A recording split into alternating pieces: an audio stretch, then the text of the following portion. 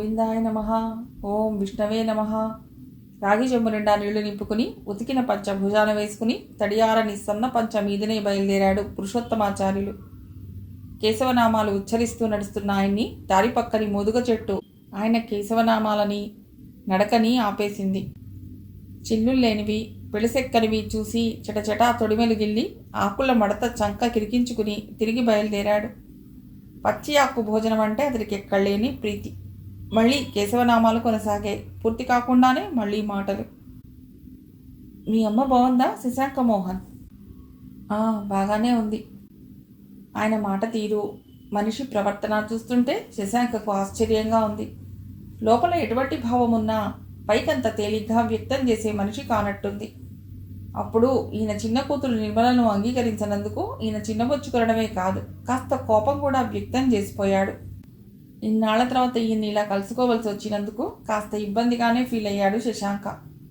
గతంలోని ఆగ్రహపు ఛాయలు ఆయన మనసులో ఉన్నాయో తుడిచిపెట్టుకుపోయాయో గాని మామూలుగానే పులకరిస్తున్నాడు.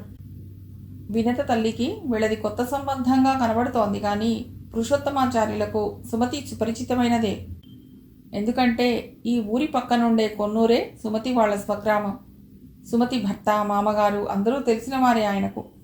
ఊరొదిలి వాళ్ళు హైదరాబాద్లో స్థిరపడ్డం, బస్ సర్వీసులు నడపటం, పిల్లలు ప్రయోజకులు కావటం అన్నీ తెలుసు కాబట్టి వాళ్లకున్న మచ్చ కూడా పట్టించుకోకుండా నిర్మలను ఇస్తానని వెళ్ళాడు.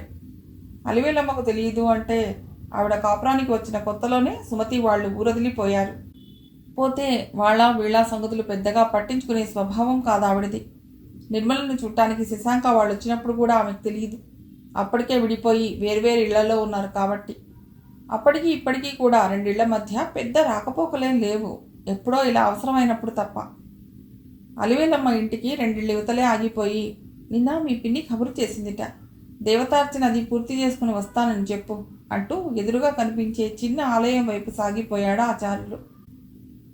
ఆయనంటే ఒక మంచి అభిప్రాయమే కలిగింది శశాంకకు. క్రమశిక్షణతో క్రమబద్ధమైన ఆలోచనలతో జీవించే మనిషిగా కనిపిస్తాడు. 60 ఏళ్లు పైబడ్డా బక్కపలుచగా, ఇనుప చువ్వల చురుగ్గా, ఆరోగ్యంగా ఉంటాడు. క్రమబద్ధంగా జీవించే వాళ్లలో కానీ అంత ఆరోగ్యం కనిపించదు. ఆ వేళ నిర్మలను చేసుకుంటే 25,000 కట్టం సమర్పించుకుంటానన్న పెద్ద మనిషి. చూడటానికి గాంధీ మహాత్ముడంత గోచి, అంత నిరాడంబర ప్రియుడు. ఇంటికి వచ్చి టీ తీసుకుని కాసేపు విశ్రాంతిగా కూర్చుని స్నానానికి వెళ్ళి వచ్చేటంతలో నిన్న నూతి దగ్గర నీళ్లు తోడుకుంటున్నావిడ మరొక యువకుడు అలివేలమ్మతో సంబంధం గురించే ఏమిటో ముచ్చటిస్తున్నారు. అతడు అలివేలమ్మ రెండో బావగారి కొడుకు. ఆమె అతడి భార్యను. బావగారు కొన్నేళ్ల కిందట దివంగతులయ్యారు. ఈయన ఒక్కడే కొడుకు. కొడుకు కోడలితో ససేమిరా పడని అత్తగారు కూడా కాసేపట్లో వచ్చి యువతల కూర్చున్న శశాంక వైపు తొంగి తొంగి చూస్తోంది. ఏమిటో గుసగుసలు పోతోంది. గ్రామీణ అమాయకత్వం అంతా ఆవిడలో మూర్తీభవించి కనిపించింది శశాంకకు. ఇంటిని ఆనుకునే ఉంటుంది వాళ్ళ ఇల్లు. ఇంటి ముందు నుండే కాక పడిపోయిన పెరటి గోడ నుండి కూడా దానికి దీనికి రాకపోకలు సాగుతుంటాయి. వాళ్లకు ఆప్యాయత వచ్చినా వెల్లువలా వస్తుంది. కోపం వచ్చినా ఎందుకు వచ్చిందో తెలియకుండా చిత్రంగా బిగదీసుకుపోతారు. మరి కొన్నాళ్ల దాకా ముఖచూపులు రాకపోకలు బంద్ అయిపోతాయి. మళ్ళీ కొన్నాళ్లకు ఏమీ జరగనట్టు మెల్లిమెల్లిగా రాకపోకలు, అంతులేని ఆపేక్షలు. అలివేలమ్మ మాత్రం ఇలాంటి విషయాల్లో చాలా తెలివిగా వ్యవహరిస్తుంది. ఏది వచ్చినా పోయినా వాళ్ళ వైపు నుండే జరగాలి కానీ ఆవిడ మాత్రం చాలా నిర్లిప్తంగా ఊరుకుంటుంది. అలివేలమ్మ మూడో బావగారు దత్తుపోయారు. చుట్టపు చూపుగా అప్పుడప్పుడు వచ్చి పోతుంటాడు ఆయన. అలివేలమ్మ పొలాలవి పెద్ద బావగారే సాగు చేసి ధాన్యం ఇంటికి పంపుతుంటాడు. అది అలివేలమ్మ బలగం సంగతి, కుటుంబ పరిస్థితి. టిఫిన్ ప్రయత్నం ఏదీ చేయనివ్వలేదు విశ్వనాథ్. చప్పున వంట అయిపోతే తినేసి బస్కెళ్ళిపోతామని చెప్పి. వసానాలో తివాచీ మీద శశాంక కూర్చోటానికి ఏర్పాటైన స్నానానికి దొడ్లోకి ఇంట్లోకి 2-3 సార్లు తిరిగాడు. అమ్మాయి ఎక్కడా తారసపడలేదు. కనీసం ధ్వని కూడా వినిపించనంత గుట్టుగా ఉండిపోయి అంత సిగ్గరా అనిపించింది అతడికి. ప్రత్యేకంగా అలంకరించి ఆ అమ్మాయిని బొమ్మలా తీసుకొచ్చి ఎదుట కూర్చోబెడితే తనకి చూడటానికి బెరుగ్గా ఉంటుంది. తను వరుడి స్థానంలో లేకపోయినా మగవాడే కదా. ఇలా మొక్కుబడిగా చూసేదానికన్నా ఎక్కడో హఠాత్తుగా చూసినప్పుడు ప్రయోజనం వేరు. ఇక పని కాదనుకుని ఇల్లు చూసే నెపంతో ఇల్లంతా కలిగి తిరగటం సాగించాడు. ఆహా, కనిపిస్తేనా? అసలు వినతా కుమారి అనే వధువు ఉందా లేదా అన్న సందేహం కలిగింది. చింత చెట్టు దొడ్డిగాక, నూతి దొడ్డిగాక, మరోవైపు పశువుల దొడ్డి ఉంది. అటు దారి తీశాడు శశాంక. పాక కింద ఆవుదూడ ఒకటి, బర్రెదూడ ఒకటి కాక శశాంక ప్రతీక్ష ఫలించింది. పచ్చగడ్డి పరక నోట కుక్కుతూ ఆవుదూడకు గడ్డి మేడం నేర్పుతుందా అమ్మాయి గొంతు కూర్చుని. ముఖం కనిపించటం లేదు. వీపు ఇటు చేసి కూర్చోటం వల్ల కను ముక్కు తీరు ఎలా ఉందో గాని అరచేతి వెడల్పులో జడకొస నేల మీద జానడు పైగా పడుకుంది. పాము పడగ విప్పి నేల ఖర్చుకు పడుకున్నట్టుగా. నిర్మలకు కూడా అంత తలకట్టు ఉందో లేదో సరిగ్గా చూసిన జ్ఞాపకం లేదు. ఆ యువతి కేసి సౌందర్యం చూసే ముగ్ధుడైపోయాడు. అడుగు ముందుకు వేయాలంటే గుండె చిత్రంగా కొట్టుకుంది శశాంకకు. అసలు ఇలా రావటం, ఆ అమ్మాయిని పలుకరించటం కొంచెం అసభ్యంగా కూడా ఉంటుందేమోననిపించి నెమ్మదిగా వెనుదిరిగి వచ్చేశాడు. భోజనాలై తివాచీ మీదకి చేరాడు శశాంక. కట్టి ఉంచిన తాంబూలాలు 2 చెరగొడి తీసుకొచ్చి కూర్చున్నాడు విశ్వనాథ్. పిన్ని, ఆలస్యమేమిటి? ఆలస్యమేముంది కానీ ఆ తర్వాత మాటలు వినబడలేదు. అంతలోనే ఆడవాళ్ల సందడి కూడా బయలుదేరింది. ఇంట్లో తలవాకిడి నుండి ఆచార్యులు మరొక వృద్ధుడు కాక ఒక యువకుడు వచ్చాడు. విశ్వనాథ్ గబాల్న లేచి అతగాడి చెయ్యి పట్టుకుని తీసుకొచ్చి అంచున్నే కూర్చోబెట్టుకున్నాడు స్నేహపూర్వకంగా. ఎప్పుడు రాక? ఇప్పుడే. అతడు ఆచార్యుల కొడుకు కృష్ణమూర్తిగా శశాంకకు పరిచయం చేశాడు విశ్వనాథ్. శశాంకను అతడికి పరిచయం చేశాడు. వారు నిర్మల తాతగారు, అంటే తల్లి తండ్రి గారన్నమాట. ముసలాయన పరిచయం కూడా చేయబడింది. 1:30 బస్కైనా అందుకుంటామేమో లేదో. పిన్ని, ఆలస్యం. తెలంగాణ బంద్, బస్సులేవి నడవటం లేదు. నేనే ఆఫీస్ జీప్లో పడి చచ్చి చెడి వచ్చాను. మన ప్రయాణం ఎలాగా అన్నట్టు శశాంక కేసి చూశాడు విశ్వనాథ్. ఏం చేస్తాం, లారీనో టూరిస్టు కారో ఏదో పట్టుకోవాలి. ఇవాళకి ప్రయాణం విరమించుకోవటం మంచిది. అలాంటి వాటిల్లో కూడా ప్రయాణం సేఫ్టీ కాదు, కృష్ణమూర్తి అన్నాడు. తలుగు వదిలేశారో ఏమో, ఆవదూడ వాకిట్లో గంతులేస్తోంది. కాసేపు గుమ్మంలోకి వచ్చి ఆగింది, తన నల్లని కళ్ళతో అందర్నీ ఆర్ద్రదృష్టితో చూస్తూ. ఇంతసేపు అటే చూస్తున్న శశాంక నువ్వురా అన్న మాటకు పక్క గది గుమ్మం వైపు చూశాడు. వసారాలోకి ఒక అడుగు వేసి 2వ అడుగు గడప అవతలే ఉంచి తలుపు రెక్క చాటు చేసుకున్న ఎవరినో లాగుతోంది వధువు. నేనెందుకు దిష్టిబొమ్మలా వెనుక, నువ్వెళ్ళు. తలుపు చాటు నుండి 2 అందమైన చేతులు ఆమె నెట్టేశాయి. అవతల బాగా ఎండలోకి చూస్తున్న శశాంక ఇటు దృష్టి తిప్పిన ఆ అమ్మాయి మొహం స్పష్టంగా చూడలేకపోయాడు. ఆమె ఆకృతే ఒక వెలుగై తోచింది. మళ్ళీ మళ్ళీ రెప్పలార్చి చూసినా కళ్ళల్లో వెలుగు మాయం కాలేదు. కళ్ళల్లో వెలుగు కొంచెం తగ్గిపోతుంటే స్పష్టంగా చూద్దాం అనుకునేంతలో ఆ అమ్మాయి లోనికి పారిపోయింది. ఈ పిల్లతోటేనా స్నేహపూర్వకంగా సంభాషణ జరిపి తమ్ముడికి తగిన పిల్ల అవునో కాదో నిర్ణయించాలనుకుంది? నీరసంగా నవ్వుకున్నాడు శశాంక. ఈ వినతా కుమారి కాబోయే బిఏ ఉత్త సిగ్గుల తొంతరలా ఉన్నట్టుంది. పిల్ల తల్లి అనుమతి తీసుకుంటే ఆ అమ్మాయితో సంభాషించవచ్చు కదా అనుకున్నాడు శశాంక. తీరా ఇక్కడికి వచ్చి చూస్తే ఈ సంబంధం స్థిరం చేయటంలో వాళ్ళ పెద్దనాన్న వాళ్ళు, పక్కింటి పెద్దమ్మ వాళ్ళు వీళ్ళంతా పెత్తడం వహించేటట్టు ఉన్నారు. బావగారి అనుమతి తీసుకొనిదే వినత తల్లి ఏవీ చేయనట్టు కూడా తోస్తోంది. ఈ పెళ్లి తాను తన తల్లి అనుకున్నంత సుకరంగా స్థిరమయ్యేట్టు తోచలేదు శశాంకకు. మగదిక్కులేని సంసారమని జాలిపడకుండా ఉత్త తెలివితక్కువగా కనబడుతోంది. నందకిషోర్ జాతకాన్ని, వినతకుమారి జాతకాన్ని కలిపి చూస్తున్నారు తాతగారు. అది ఇది చూసి అంతా తేల్చి ముక్కు విరిచాడాయన. ఏమిటో గురువని, బృహస్పతి అని, గుర్రమని, మహిషమని ఏమిటో చెప్పుకొచ్చినా మొత్తం మీద బోధపడ్డదేమిటంటే ఇద్దరికీ అంత మంచిగా కుదరటం లేదని. అయితే పూర్తిగా బెడిసి కొట్టేది కూడా కాదు. ఇవ్వదలుచుకుంటే జాతకరీత్యా పెద్ద అభ్యంతరం లేదని చెప్పారు. ఉండి ఉండి తాతగారు అడిగారు, నీ నక్షత్రం ఏమిటి నాయనా? తాతగారి మనోగతం అవగతం కాగా ఇప్పుడు నా నక్షత్రంతో అవసరం ఏమిటిలేండి అన్నాడు శశాంక. నువ్వు అవివాహితుడివే కదా, చిరునవ్వు చిందించారు బోసినోట.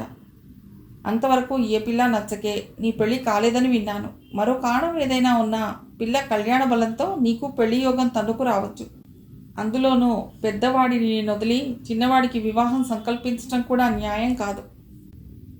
ప్రస్తుతం నా పెళ్లి ప్రసక్తి అనవసరం తాతగారు, కొద్దిగా ఎర్రబడిన మొహంతో సవినయంగా అన్నాడు. ఎవరికో ఒకరికి అన్న దృష్టితో నేను ఈ పిల్లని చూడరాలేదు. అన్నీ సక్రమంగా కుదిరేటైతే నా తమ్ముడికే చేసుకుంటా. అలాగే కానీ ఊరికే నీ నక్షత్రం ఏమిటో చెప్పు. అందరితో వదలదలుచుకోలేనట్టుంది తాతగారు. వృద్ధులకు ఓపిక సహనం ఎక్కువ కదూ. చిరునవ్వుతోటే తిరస్కరించిన శశాంక, రోహిణి రెండో పాదం అంటూ తలుపు చాటు నుండి వినిపించిన స్వరానికి తెల్లబోయాడు. నిర్మల గదు, ఎంత జ్ఞాపకం అనుకున్నాడు.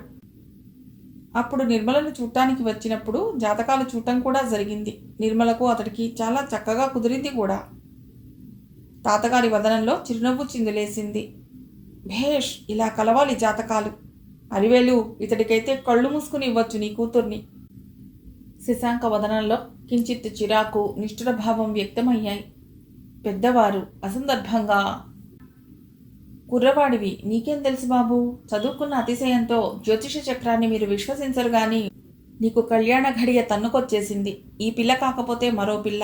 ఈ 3 మాసాల్లో నీకు వివాహం కాకపోతే అప్పుడు నువ్వొచ్చి నా జ్యోతిష శాస్త్ర జ్ఞానాన్ని కట్టిపెట్టమని చెప్పు. పెళ్ళే జరిగితే నీ పెళ్లిలో నాకు పంచుల చాపు పెట్టడం మరవకు. అలివేలమ్మ సందిగ్ధంలో పడిపోయింది. తన కుమార్తె వివాహం అన్నదమ్ముల్లో ఎవరితోటైనా తనకిష్టమే. చిన్నవాడిని తను చూడలేదు. ఇతడినైతే కంటి ఎదురుగా చూస్తోంది. ఇతగాడి రూప గాంభీర్యాల ముందు తన కూతురే కాస్త వెలవెలబోవచ్చు. చక్కటి సంస్కారం గల యువకుడు, గౌరవప్రదమైన ఉన్నతోద్యోగి, ఇంతకు మించి ఇంకేం కావాలి? కానీ ససేమిరా తన పెళ్లి ప్రసక్తి అప్రస్తుతం అంటున్నాడే, మీద మీద పడి ఎలా అడగటం అనుకుంది. అనుకున్నది చిన్నబ్బాయికే కదా పెదనాన్నగారు. ఇప్పుడు మార్చటం మర్యాద కాదు మనకు. జాతకాలు మరీ అంత కలవని పక్షంలో విరమించుకుందా. అంతటి వికటించే పరిస్థితులే రావు. కొద్దిగా లోపం అంతే. అయినా అలాంటి వివాహాలు జరుగుతూనే ఉన్నాయి. సలక్షణంగా కాపురాలు చేసుకుంటూనే ఉన్నారు. కూతురి వివాహం గురించి తహతహలాడుతున్న ఆవిడను చిన్నబుచ్చడం బాగుండదని సర్ది చెప్పారు ఆయన. అయినా కుర్రవాడికి వివాహ బలం రాలేదు. జరిగితే పిల్ల బలంతో జరగాలి. ఈ సంబంధం ఖాయమైనా కాకపోయినా ఈ 3-4 మాసాల్లో ఏదో ఒక సంబంధం కుదురుతుంది. పెళ్లి జరిగిపోతుంది. తాతగారి జ్యోతిష జ్ఞానం కొద్దిగా అదురు పుట్టించింది శశాంక గుండెల్లో. పరిస్థితి ఇలా తలకిందులు కావటం మాత్రం అతడికంత ఆనందదాయకంగా లేదు. అయినా అలివేలు, నీకున్న ఒక్క దిక్కు ఈ పిల్లే కదా. పెళ్లి చేసి అల్లుడిని ఇల్లరికం పెట్టుకునే ఉద్దేశం ఎందుకు కలగలేదు? కలుగుకేం పెదనాన్న, వినత అందుకు ఇష్టపడలేదు. ఎందుకు? ఈ మాట మీ మనవరాల్ని అడగండి. పెళ్లి కూతురా, కొంచెం ఇట్లారా. పెద్దవారు పిలుస్తుంటే ఏమిటా పెంకెతనం? రా. తల్లి రెక్కపుచ్చుకుని తీసుకొచ్చింది. కానీ వినత యువతలికి వస్తూనే మొదట చేసిన పని, నమస్తే మాస్టారు. అందరితో పాటు శశాంక కూడా తెల్లబోతూ చూశాడు. నమస్తే. చిత్రమైన సంభవం. ఈ పిల్ల తన స్టూడెంట్ కాదు కానీ తను పనిచేసే కాలేజీలోనే చదువుతోంది. వినతని ఇప్పుడు స్పష్టంగా చూడగలిగినా ఆమెలో అందచందాలు వెతికే ప్రయత్నమే చేయలేదు శశాంక. ఎప్పటి నుండో చూస్తున్న పిల్ల ఈవేళ కొత్తగా ఆ పిల్లలోని అందచందాలకు కొలత వేయడం ఏమిటి? కానీ అద్భుత లావణ్య రాశి కాకపోయినా వినత బాగుంటుంది. కొంచెం పొడగరే, తగిన లావు కూడా ఉంటుంది. ఈసారి వినత కూడా ఓడిపోయిందనే చెప్పాలి. నిర్మల సౌందర్యం ముందు వినత బాగున్నా నిర్మలంత అందంగా ఉండని మాట నిజం. అందరి ఆశ్చర్య విభ్రమాలు తొలగించబడ్డాక వినత తాతగారి వైపు తిరిగింది. నిరుడు చూసినప్పటికీ ఇప్పటికీ మరో జానడు పెరిగావు. ఇంకా ఎంతెత్తు పెరుగుతావేమిటి? మనవరాల్ని పరిహాసమాడుతూనే తిరిగి ప్రశ్నించాడాయన. మొగుణ్ణి చేసుకుని వెళ్ళిపోదామని ఉవ్విళ్ళూరుతున్నావేమిటి? అమ్మకు నువ్వు ఒక్కదానివే కదా. నువ్వు వెళ్ళిపోతే అమ్మని అడిగేవాడేవాడు? గొంతులో నీళ్ళీడ్చేవాడేవాడు? ఇప్పటి మాట కాదనుకో, ఆమె మంచాన పడినప్పటి సంగతి ఇప్పటి నుండే ఆలోచించాలి కదా. మృదుస్వరాన ఎదురు ప్రశ్న వేసింది వినత. అమ్మకు ఒక్కదాన్నే పుట్టినందుకు స్త్రీ సహజమైన ధర్మం నుండి తొలగి పక్కగా నడవమంటారా తాతయ్య? పెద్ద మాట వాడావు. తాతగారు పరిహాస భావం వదిలి గాంభీర్యం దాల్చారు. మాతృదేవోభవ అన్నారు పెద్దలు. ముందు అమ్మ సంగతి చూడటం నీ ధర్మం. ఈ ధర్మం తర్వాతిదే ఏ ధర్మమైనా. నిజంగా నువ్వు చెప్పిన ధర్మం నాకు శిరోధార్యమే తాతయ్య. కానీ నేను వివాహం చేసుకోవటం అసంభవం అవుతుంది. రెంటికి లంకె పడేది ఎప్పటికీ. ఆడపిల్ల అనవలసిన మాటలు కావు, ఆయన మందలించారు. అవివాహితగా ఉండి అమ్మను పువ్వుల్లో పెట్టి పూజ చేసినా అది ఆమెను కాల్చుకు తినడమే అవుతుంది కానీ సేవించడం కాదు. నువ్వు భర్తతో కాపురం చేస్తూ ఆమె కళ్ళెదుట ఉండి ఆమెను కాపాడటమే ఆమెకు నిజమైన తృప్తినిచ్చే సంగతి. అలా అయితే నేను భర్తతో కాదు కాపురం చేసేది, బొమ్మతో ఠక్కున అంది వినత. అలా ఎందుకు అవుతుంది? వృద్ధుడి నవ్వు పేలవమైపోయింది, ఓటమి సమీపిస్తున్నట్లు తెలిసి. ఆడదాని జీవితంలో అప్పగింతల రోజు తప్పకుండా ఉండాలి తాతయ్య. పుట్టి పెరిగిన ఊరు నుండి, కన్నవారి నుండి వీడ్కోలు తీసుకుంటూనే కొత్త చోటికి, కొత్త బాంధవ్యాల మధ్యకు కొత్త అనుభవం ఏర్పరచుకోవటానికి వెళ్ళిపోతుంది. కొత్త జీవితం, కొత్త లక్ష్యం, కొత్త బాటా ఏర్పడతాయి. ఆడదానికి కీర్తి వచ్చినా, పుణ్యం వచ్చినా అక్కడే. ఇల్లరికం ఉండిపోతే ఇవేవీ నాకుండవు. నా ఆస్తికి వచ్చేవాడికి ఓ వ్యక్తిత్వం ఎక్కడుంటుంది? మాకు అడుగులకు మడుగులొత్తడంతోనే అతడి జీవితం వ్యర్థమైపోతుంది. భర్త అన్న పూజ్యభావం నాకు ఉండదు. భార్య ఎడల ఉంచవలసిన సహజమైన ప్రేమాభిమానాలు అతడికి ఉండవు. సరే, మీ అమ్మ సంగతి ఏం ఆలోచించావు? ఆవిడ గతి ఆవిడది, నీ తోవ నీది అనుకున్నావా? ఆలోచించడమే కాదు, అమ్మతో చెప్పాను కూడా. అందుకు ఆవిడ ఇష్టపడలేదు. మరి ఏం చెప్పావు? నిష్ఠురం మిళితమైన స్వరంతో అందుకుంది అలివేలమ్మ. ఎక్కడో పేద ఇంటి పిల్లవాడిని తెచ్చి పెంచుకోవాలట. నాది లక్షలాస్తి కాకపోయినా ఉన్నది కాస్త కడుపున పుట్టిన దానికి కాక మరెవరో అడ్డమైన వాడికి ఎలా ఇస్తాననుకుంది? ఎవడో అడ్డమైన వాడికి ఎందుకు? విజ్జిగాడిని తీసుకోమని ఎప్పుడో చెప్పాను కదా అత్తయ్య. మన ఆస్తి మనలో ఉంటుంది, నీకు వంశాభివృద్ధి తర్పణం వదిలే దిక్కు ఉంటుంది అన్నది అలివేలమ్మ రెండో తోటి కోడలు సుగుణమ్మ. 25 ఏళ్ళు నిండకుండానే అష్టసంతానం పొందిన భాగ్యశాలిని. ఆమె 5 కొడుకుల్లో ఒకళ్ళని దత్తు ఇచ్చినట్టు చేసి ఆవిడ ఆస్తి కలుపుకోవాలని ఎన్నాళ్ల నుండో కలలు కంటుందామె. ఇది ఒక విధంగా మంచి ఆలోచనే కదా అలివేలు. అప్పటికి మౌనం వహించింది అలివేలమ్మ. కావలసిన వాళ్ల ముందు అప్రియమైన తర్కం ఎందుకని? ఎవరో పేదింటి పిల్లవాడిని పెంపుకు తెచ్చుకోమని సలహా ఇచ్చావు, బాగానే ఉంది. కానీ వినత, అంతకంటే ఆ పేద ఇంటి పిల్లవాడిని అల్లుడుగా తెచ్చుకుంటే మరీ బాగుంటుందని నా సలహా. చిన్నపిల్లవాడి మనస్తత్వంతో మొండి తర్కంలోకి దిగుతున్నావు తాతయ్య, చిరుకోపంతో చూస్తూ అంది వినత. అంతా విని మళ్ళీ ఈ సలహా ఎందుకు? అమాయకత నటిస్తూ ఓ బోసినవ్వు నవ్వి తిరిగి అలివేలమ్మతో అన్నాడు ఆయన. తండ్రి పేరు నిలబెట్టగలదు నీ కూతురు. పిల్లలో తెగింపు ఉన్నది, అది విజ్ఞతతో కూడినది. స్వేచ్ఛా ప్రవృత్తి కలదే గాని హద్దులెక్కడో గుర్తించగలదు. స్వార్థం ఉన్నదే గాని స్వధర్మ పరిధిని అతిక్రమించి కాదు. ఆ పిల్ల ఒకరితో చెప్పించుకోవాల్సింది కాదు కాబట్టి మన నోరు మూసుకోవడం ఉత్తమం. తాతగారిచ్చిన సర్టిఫికెట్కు వినత ఏమైనా అనుకుందో లేదో గాని ఓ గర్వరేఖ అలివేలమ్మ కళ్ళల్లో కదలాడింది. అక్కడితో సంభాషణ పెళ్లి సంబంధం మీదకి మలుపు తిరిగింది. ఇంతసేపు కదులు తిప్పి యజ్ఞోపవీతానికి దారం వడుకుతూ మౌనంగా సంభాషణ ఆలకిస్తున్న పురుషోత్తమాచార్యులు జాతకాలు మంచిగా కలవనిది ఎట్లా అని అలివేలమ్మ సందేహిస్తుంటే మరి ఉండబట్టలేనట్టుగా అన్నాడు. జాతకాలు సక్రమంగా కలిస్తేనే ఇవ్వాలనుకుంటే ఏ బిచ్చగాడో తటస్థపడతాడు. చివరికి కాళ్ళ దగ్గరికి వచ్చిన సంబంధం కాలదన్నుకున్నట్టే అవుతుంది. నువ్వింకా ఏమిటేమిటో సందేహాలు పెట్టు కూర్చున్నావంటే. నేను చెప్తున్నానుగా, కళ్ళు మూసుకుని ఇచ్చేయి. సుమతికి కోడలు కావటానికి మన నిర్మలకు అదృష్టం లేకపోయింది కానీ వినతకైనా అదృష్టం దక్కని. పూర్వపు కోపాన్ని విమర్శించి ఆయన తమ కుటుంబం పట్ల వెలిబుచ్చిన ఉన్నతమైన అభిప్రాయానికి కృతజ్ఞతాపూర్వకంగా చూశాడు శశాంక. అక్కడితో ఆ మధ్యాహ్న సమావేశం ముగిసినట్టు అయ్యింది. ఒక్కొక్కరే లేచి కదిలారు.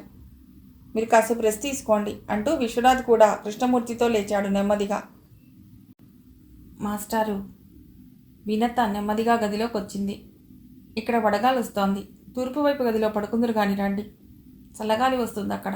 కాసేపు హాయిగా కునుకు తీయవచ్చు.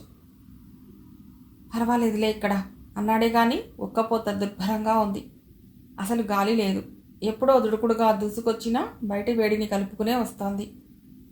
పంపు కొట్టినట్లుగా చెమటలు ఉబికి వస్తుంటే మాటి మాటికి తుడుచుకుంటూ విసనకర్ర ఒకటే ఆడిస్తూ అవస్థ పడుతూనే ఉన్నాడు ఇందాక. లేవండి, నేను చూస్తూనే ఉన్నానులేండి మీ అవస్థ అంతా. ఫ్యాన్లతో తాపం తీర్చుకునే వాళ్ళైతిరి. ఎదురాడకుండా లేచాడు శశాంక. విరత తీసుకొచ్చిన గదిలోకి అడుగు పెడుతూనే టక్కున ఆగిపోయాడు. కిటికీ దగ్గర నిలబడి నిర్మల ఇతడినే చూస్తోంది. వినత తననిలా తీసుకురావటంలో ఏదో పన్నాగం ఉన్నట్టుగా అర్థమైంది అతడికి. గుర్తుకున్నాననుకుంటాను. నిర్మల ఎర్రగా నవ్వింది. గంభీరంగా అడుగులు వేస్తూ గుమ్మానికి ఎదురుగా తన కోసం వేసిన జంబూఖానా మీదికి వెళ్ళి కూర్చున్నాడు శశాంక. గుమ్మం దగ్గర నుండి చాలా వెడల్పుగా చిక్కగా చింత చెట్టు నీడ పరుచుకుని గాలిలోని వడ తగ్గించి చల్లగాలిని లోపలికి ప్రసారం చేస్తోంది. చుట్టూ మట్టి గోడలు, మట్టి మిద్దే, మట్టి నేల. నిజంగా కూడా ఈ గది చల్లగా ఎయిర్ కండిషన్ గదిలా తోచింది శశాంకకు. సావధానంగా కూర్చుని కొద్ది క్షణకాలం నిర్నిమేషంగా నిర్మల వైపు చూశాడు. 5 ఏళ్ల కిందటికి ఇప్పటికీ ఆమెలో శారీరకంగా చెప్పుకోదగిన మార్పేమీ రాలేదు. 4 బిడ్డల తల్లి అయినా ఆ మృదుత్వం, ఆ లావణ్యం ఏమీ తరగలేదు. కొందరు ఏ వరం చేతనో అక్షయ సౌందర్యంతో పుడుతుంటారు. చాలాసేపు గదిలో నిశ్శబ్దం రాజ్యం చేశాక, గుర్తులేదు, మీరెవరో అన్నాడతడు పెంకెతనం అభినయిస్తూ. వట్టివేళ విసనకర్ర మీద నీళ్లు చిలకరించి తెచ్చి శశాంకకు అందించింది వినత. నేనండి, 5 ఏళ్ల క్రితం మీ పెళ్లి చూపుల ఇంటర్వ్యూలో ఫెయిల్ అయిన అభ్యర్థి నిర్మలను. నాటక ఫక్కీలో ఒక్కో మాట సాగదీస్తూ అంది నిర్మల. ఓ మీరా, గట్టిగా నవ్వాడు శశాంక. నిర్మల కొరకొరా చూసింది. నాకు తెలుసు మీరు చాలా గర్విష్ఠులని. ఇలా మీతో మాట్లాడాలనుకోవటం కూడా మళ్ళీ మీతో పరాభవం పొందడానికేనని తెలుసు. కానీ ఈ అవకాశం వదులుకోదలుచుకోలేదు. మీరానాడు ఏ లోపం చూసి నన్ను నిరాకరించారు, అది చెప్పందే మిమ్మల్ని వదలదలచలేదు. ఇప్పుడు తెలుసుకుని మాత్రం ఏం చేస్తారు? చేసేదేమీ లేదు, కానీ ఆ ప్రశ్న నన్ను ఎన్నాళ్ళుగానో వేధిస్తుంది. సమాధానం కావాలి నాకు. ఇప్పుడంత అర్జెంటా? మరెప్పుడైనా విప్పుతాను మీ భేతాళ ప్రశ్న. మరెప్పుడో కాదు, ఇప్పుడే చెప్పాలి. ఇప్పుడే అన్నారు, నా చేత పరాభవం తప్పదని. చిరకాలానికి కలుసుకుందాం, కాసేపు స్నేహపూర్వకంగా ఏదైనా మాట్లాడుకుందాం. మీ భర్త సంగతి చెప్పండి, వింటాను. ఎలాంటి వెటకారం లేకుండా సహజ స్వరాన అన్నాడు శశాంక. ఏమన్నారు? స్నేహపూర్వకంగానా? వికటంగా నవ్వింది నిర్మల. ఇంచుక కట్టు తీవ్రతలతో అంది తిరిగి. మీరు గుర్తుకొచ్చినప్పుడల్లా ప్రతీకారేచ్ఛతో భగ్గుమంటుంది నా మనస్సు. నేను శత్రువునే కానీ స్నేహితురాల్ని కాదు. శశాంక నేత్రాలలో ఒక్క క్షణం చిరాకు కదలాడినా మరుక్షణం మృదువుగా నవ్వాడు. కేవలం మిమ్మల్ని నేను నా అహంభావంతోటే నిరాకరించాలనుకుంటున్నారన్నమాట. అంతే, కాకపోతే మరేమిటి? మీరు చాలా అందమైన వారు, చాలా తెలివైన వారు కూడా. ఉత్తమ గృహిణికి కావలసిన శీల సంపద కూడా మీ దగ్గర కొల్లగా ఉంది. కానీ ఇవేవి మీ దగ్గర ఉన్నట్టు మీకు తెలియకుంటే మీరు నాకు ఎక్కువగా నచ్చేవారు. నిర్మల వదనంలోకి చివ్వున రక్తం జిమ్మింది. ఈ అపూర్వ సౌందర్యం వెనుక అస్థిపంజరాన్ని చూడగల దృఢహృదయం కూడా నాలో ఉంది. చిన్నగా నవ్వాడు. వివాహం అంటే అందరు యువకులు ఎలాంటి కలలు కంటారో నాకు తెలియదు, కానీ నా స్వప్నం చాలా అపూర్వమైనది. ఆ స్వప్నంలో ఇమిడిపోగల వధువుకు అపూర్వమైన సౌందర్యం అక్కర్లేదు, అతి తెలివితేటలు అక్కర్లేదు, వినయ సౌశీల్యాలు అక్కర్లేదు. మీ స్వప్నం హిరణ్యకశిపుడి వరంలా ఉంది. అతి ప్రయత్నం మీద పెదవుల మీదికి నవ్వు తెచ్చుకుంది నిర్మల. మీ స్వప్నంలో ఇమిడిపోగల యువతికి మరెలాంటి అర్హతలు ఉండాలంటారు? వాటికి విరుద్ధంగానా? నేనే భాషలోనూ సరిగ్గా నిర్వచించలేని అపూర్వ భావచిత్రం ఆమె. ఎప్పుడో ఎక్కడో ఆమె నాకు సాక్షాత్కరించే వరకు నా అన్వేషణ సూక్ష్మంగా సాగుతూనే ఉంటుంది. ఈ కవిత్వ ధోరణి వదిలేసి నా ప్రశ్నకు సూటిగా జవాబు ఇవ్వండి. ఆ రోజు నా జవాబులో మీకు నచ్చని సంగతి ఏమిటి? నా ప్రశ్నలు మీ జవాబులు నాకంటే మీకే బాగా జ్ఞాపకం ఉండాలి. సరే, ఒక్కొక్కటే చెప్పుకురండి. చెంపకు చెయ్యానుంచి పడుకుని విసనకర్ర తిప్పసాగాడు శశాంక. మీరడిగిన మొదటి ప్రశ్న, వివాహ బంధం పట్ల నాకున్న అభిప్రాయం గురించి. కట్టుదిట్టమైన ఆచారాల మధ్య సాంప్రదాయమైన కుటుంబంలో తల్లిదండ్రుల చాటున పెరిగి పెద్ద చదువులు చదువుకొని ఒక పల్లెటూరి ఆడపిల్ల సరిగ్గా ఏ జవాబు చెప్తుందో అదే చెప్పాననుకుంటాను. వివాహ బంధం పవిత్రమైనదన్నారు. స్త్రీ పురుషులకు పరిపూర్ణ జీవన సాఫల్యాన్ని అందించే కమనీయ ఘట్టంగా అభివర్ణించారు. స్త్రీ అయినా పురుషుడైనా ఒకసారి వివాహ బంధంలో చిక్కుకున్నాక ఏ కారణం చేతనైనా విముక్తి పొందాలనుకోవటం సామాజికంగా అపచారమే కాదు, వ్యక్తిగతంగా కూడా కష్టాలను కొని తెచ్చుకోవటమే కాగలదన్నారు. పెద్ద చదువులు చదివిన దాన్ని కాబట్టి నా నుండి అంతకు మించి జవాబు ఆశించటం పొరపాటనుకుంటాను. మనిషిని ఉచ్చస్థాయిలో నిలిపేది చదువుకు జీవితానికి సంబంధించని సంస్కారమే నిర్మల. మరో ప్రశ్న, మన అభిప్రాయాలు మన ఆశయోద్దేశాలు కలవని పక్షంలో తలెత్తే చికాకులు ఎలా పరిష్కరించగలరో కొంచెం చెప్పమని. అవునా? భర్త అడుగుజాడల్లో నడవడమే నా అభిమతమైనప్పుడు అభిప్రాయ భేదాల వరకు పోయే అవకాశం లేదని చెప్పినట్టు గుర్తు. ఇంతవరకు కుతూహలంగా వీళ్ల సంభాషణ ఆలకిస్తున్న వినుత పక్కున నవ్వింది. ఈ కలియుగంలో సతీ నిర్మలమైపోవాలని అనుకున్నావేమో అంటూ కినుకుగా చూసింది నిర్మల. ఏ, నువ్వు పతిభక్తి నేర్పుతావా నీ మగడికి? ఛాస్, ఈ సతీభక్తి పతిభక్తి ఈ 20వ శతాబ్దపు స్త్రీ పురుషులకు చాలా దూరంలో ఉండిపోతాయి. నువ్వే చెప్పు, నీ భర్త నీ కంటెదుటే మరొక స్త్రీతో వ్యభిచరిస్తూ ఉంటే సతీధర్మం అడ్డుపెట్టుకుని ఊరుకోగలవా? సరిగ్గా ఇదే ప్రశ్న ఈయన వేశారానాడు. నీ నోరు మూతపడి ఉంటుంది. నిర్మల నోరు ఇప్పుడు మూయించబడిందే గాని ఆనాడు మూతపడలేదు. అప్పుడు తానిచ్చిన జవాబు స్ఫురణకు వచ్చి సిగ్గిల్లింది. ఆ జవాబు ఈయనకి జ్ఞాపకమే ఉండి ఉంటుందనుకునేటప్పటికీ, మాట వరుసకు అంటున్నారే గాని మీరు అలాంటి వారు కాదని నా నమ్మకం.